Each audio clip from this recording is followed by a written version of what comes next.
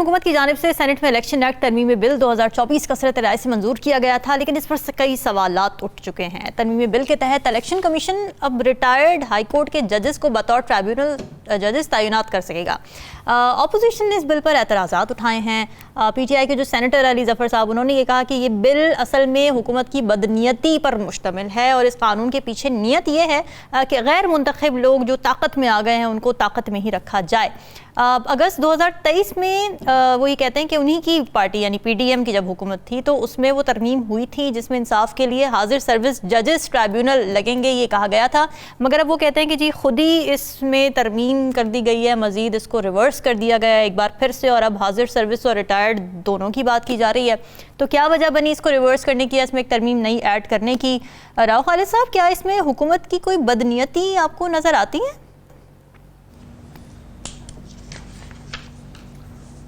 हुकूमत की नेक नियति भी नजर नहीं आती अगर बदनीयती नहीं है तो।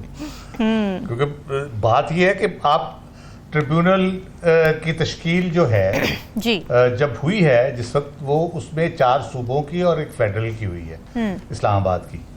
तो हम मुहर्रकात देख लेते हैं उसको, हम जब एक एक करके एनालाइज करते हैं, तीनों सूबों का देख लें, कोई वहाँ पे ट्रिब्यूनल का इशू नहीं है, कोई ट्रिब्यूनल चेंज करने की बात नहीं हो रही। जो समातें हो रही हैं उसके ऊपर कोई इतराज नहीं हो रहा। 2 जगह के ऊपर प्रॉब्लम है हमें। एक फेडरल कैपिटल में जो हुआ, शुरू तो वहाँ से हुआ बेसिकली, जो जहांगीरी साहब ने जब केसेस में उनको कहा कि जी ले आए अपने फॉर्म 45 वगैरह सारे, साथ एफिडेविट भी दें, और झूठे एफिडेविट ही देने, सच्चे देने हैं, तो अगर झूठे हुए तो जेल भी भेज जा सकते हैं आप। अच्छा, वहाँ से मामला शुरू होता है। और पंजाब में क्यों है यहाँ पे? क्योंकि यहाँ पे दोनों हुकूमतें फॉर्म 47 वाली। जिस दिन ये शुरू होंगे, ये ट्रायल या चीजें होंगी, या वहां से फॉर्म 45 एफिडेविट के साथ मांगे जब जा रहे हैं दिए जाएंगे, तो उस वक्त क्या सूरत हाल होगी। और मजे की बात यह, दोनों हुकूमतें हैं, पावर में हैं और तगड़ी हैं, उनको पूरी हर तरह की सपोर्ट हासिल है। वो लेजिस्लेशन भी कर सकते हैं, वो ट्रिब्यूनल को रोक भी सकते हैं, वो किसी जज को उठा के कहीं फेंक भी सकते हैं क्योंकि हुकूमत में बैठे हैं। वजीर कानून उनके जो है, उनके पीछे वकला की कुव्वत भी मौजूद है, वो बड़े एक्टिव, यानी वकला की सियासत में बहुत एक्टिव रहे, आसमा जहांगीर के ग्रुप के हैं, तो ठीक है। उनको सूट नहीं करते कोई भी गैर जानिबदार फेयर कोई भी ट्रिब्यूनल हो, उनको बिल्कुल सूट नहीं करते। क्योंकि जिस दिन ये ट्रिब्यूनल केसेस डिसाइड करना शुरू करेंगे, इवन सुनना शुरू किया था तो ये प्रॉब्लम होगी। जब ये डिसाइड होंगे तो आप देखें कितनी बड़ी आफत उसमें आएगी। इसमें जो बुनियादी एक चीज समझने की है कि हमारा जो पूरा इंतखाबी अमल जिस तरह से हुआ है, 90 दिन में इलेक्शन ना कराना एक आईनी वायलेशन थी वो। फिर उसके बाद आपने कानून की खिलाफ वर्जियां देखी। फॉर्म 45 जो है वो अपलोड होना होता है उसके ऊपर, गूगल के ऊपर जो ड्राइव पे कर रहे हैं, वेबसाइट पे उन्होंने अपलोड करना होता है, वो टाइमली अपलोड नहीं किया, अभी तक हो रहा है। परसों रिपोर्ट आई है पतन की कि जी अभी दोबारा से दूसरी तीसरी दफा हल्कों के किए जा रहे हैं, वो चेंज कर करके कोई हाथ से लिख के भी फॉर्म भर दिए जबकि वो प्रिंटेड फॉर्म होता है। तो इस किस्म की चीजें अभी तक हो रही है, यानी कानूनी खिलाफ वर्जियां मुसलसल हो रही हैं। फिर अदालती हुक्म की खिलाफ वर्जी हुई है। बैट हमने देखा, रिजर्व सीट्स में बैट का फैसला जो है चीफ जस्टिस साहब और उनके जो साथियों ने किया, वो और पूरी की पूरी कोर्ट 13 के 13 जजेस इस पे मुत्तफिक हैं कि जो फैसला हुआ उसकी गलत तशरीह की इलेक्शन कमीशन। बिल्कुल सही बात है। तो क्या इलेक्शन कमीशन में बिल्कुल कोई नालायक लोग बैठे हैं या उनको समझ नहीं है कानून की, आइन की और चीज़ों की, कि वो अपनी वेबसाइट पे एक पार्टी का नाम रखते हैं लेकिन अमलन कहते हैं कि जी नहीं, आप पार्टी एग्जिस्ट नहीं करती आपकी, आप जाएं भाग जाएं यहाँ से। तो ये जो खिलाफ वर्जियां मुसलसल हुई हैं, एक सीरीज ऑफ वायलेशंस है आइन और कानून की। तो उसके नतीजे में जो एक हमारी ओवरऑल इंटरनल बात नहीं कर रहे, इट्स नॉट अबाउट PTI के PTI को मसला होगा या फायदा होगा या नुकसान होगा। आपकी ओवरऑल पहले दिन से 8-9 फरवरी से जो रेपुटेशन है इलेक्शन कमीशन की, हमारे निज़ाम अदल की, हुकूमत की क्रेडिबिलिटी की, उसकी राइटली इलेक्टेड जो होती है उसकी, ये है कि कोई उनको मुबारकबाद देने को तैयार नहीं, कोई उनको तस्लीम करने को तैयार नहीं। तो इस सूरत हाल में आप ये ट्रिब्यूनल बना के क्या हासिल कर लेंगे? इसी हुकूमत जो ऑलरेडी आपने बना लिया, करवाएंगे उन ट्रिब्यूनल से, उन ट्रिब्यूनल से करवाएंगे ना, इंडोर्स करवा लेंगे आप ज्यादा से ज्यादा, उससे क्या होगा? दुनिया तो मान नहीं रही। सही बात है। तो इसका मतलब ये आप भले उल्टा लटक जाएं, आपको लिजिटिमेट गवर्नमेंट के तौर पे आपकी एक्सेप्टेंस नहीं हो सकती।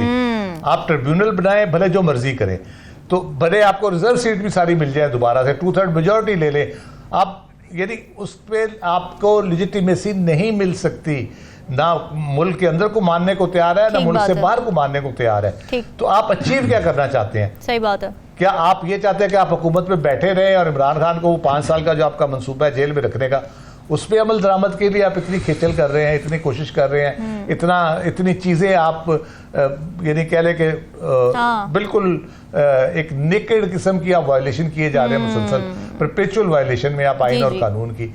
तो ये हुकूमत के सोचने की बातें हैं। पाकिस्तान को इस वक्त जिन चीज़ों की ज़रूरत है, एक क्रेडिबल गवर्नमेंट की ज़रूरत है, एक ऐसी गवर्नमेंट जिस पे मुल्क के लोग भी जिस पे एतमाद रखे और बाहर की दुनिया भी उस पर ट्रस्ट करे और उनके साथ मामलात करने में दिलचस्पी रखे। क्रेडिबिलिटी बढ़ाने की हम करते रहेंगे तो कोई बेहतरी की सूरत नजर नहीं आएगी। सही कह रहे हैं, बिल्कुल। ये बड़ा इंपॉर्टेंट पॉइंट है कि क्रेडिबिलिटी बढ़ाने की, रेपुटेशन बेहतर करने की ज़रूरत है, ना कि इस तरह के फैसले करें। नजमू साकिब साहब, तासुर ये है कि हुकूमत ज़ाहिर इन ट्रिब्यूनल्स के ज़रिए कंट्रोल करना चाहती है, क्या आपको लगता है कि वाकई यही इंटेंशन है? और ये कि अगर ये इंटेंशन है तो क्या चैलेंज नहीं हो सकती ये कानून साजी मैलिफाइड इंटेंशन को लेकर? देखिए, सीधी सी बात है, ये मेरे पाकिस्तान का, मेरी कौम का, ये तमाम प्रोविंसेस का और ख़ास तौर पे अशराफिया का ये माइंड सेट का मसला है।